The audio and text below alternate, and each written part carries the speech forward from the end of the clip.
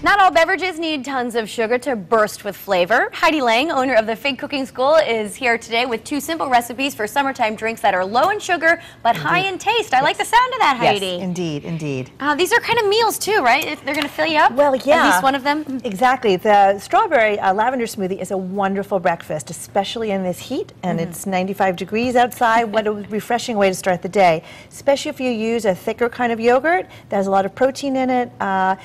It's a wonderful way to start the day because it actually fills you up. I like that. Well, let's get started. Yeah, okay. We're actually going to start with the Turkish mint lemonade, and what we've done is we've already started the water boiling. So what we're doing is we're going to be adding some ginger. Here, would you like to add that, Lisa?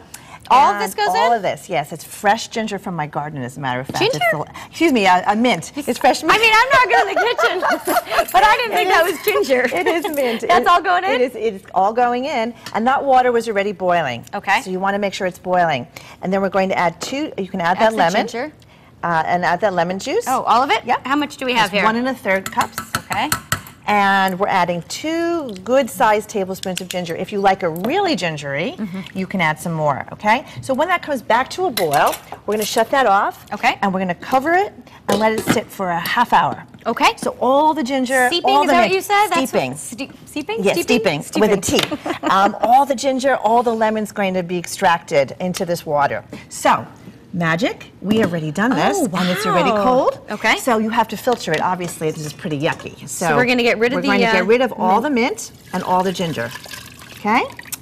And there, we don't have to worry about it smells delightful. Okay, and yes, now you can really smell that water. The water, how go right back in there? Just go right there, yeah.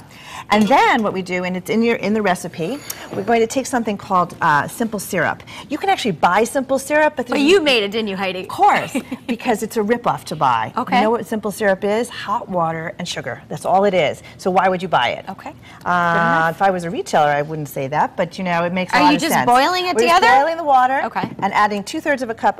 A cup of water and 2/3 of a cup of sugar. Okay. So we add that, and now we have our base.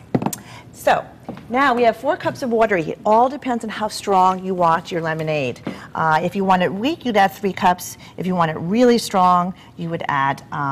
What makes it Turkish? Turkish, it's the ginger and the mint. Okay.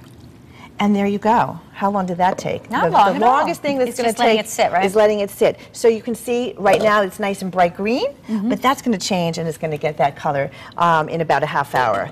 And then when you're ready to serve, you would add some ice to it, as much ice as you want to make it as refreshing as you want. If you wanted it to be an adult beverage like we were talking before, you could add some vodka to that. Why not? Yes, absolutely. Why not make it a sort of a mojito-like kind of cocktail? I like that idea. All right. Okay. So let's make a smoothie. So now we're going to make a smoothie, and this smoothie is extremely easy. Okay. The key ingredient, you know, a lot of times when we make things, we like to have an ingredient that you don't expect. Okay. And here it's going to be lavender. How many people add lavender to a smoothie? I wouldn't have thought of it, Heidi. There you go.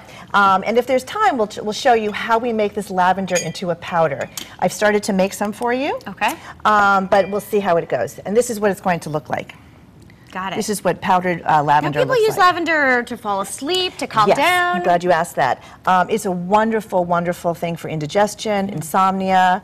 It has a calming effect. And interestingly enough, when you cook with it or bake with it, or in this case in a beverage, it tastes just like it smells. And it has this calming effect on you. It's a wonderful way to start the day. I like that. So we've got some yogurt, and you can use any yogurt you like. We use non-fat, thicker yogurt, plain yogurt, but if you wanted to add vanilla yogurt, you could. Okay. We're going to be adding some vanilla to this, so it's really not necessary. But you can use any vanilla, any kind of yogurt you like. Okay. Okay. So that way we have a couple bananas, right? Right. And then we have 3 bananas in there, and we're going to take a teaspoon of this wonderful powdered lavender. I love this idea. And just there we go. You can add up to 2 teaspoons to this.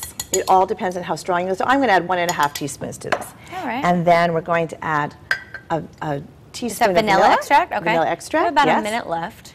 And then we're going to put this on, and we're going to then add. Once that starts, we're going to add some ice and some strawberries. And there you have it. And that's that, huh? And when this is all boiled, when this is all done, You're just going to add some ice to it.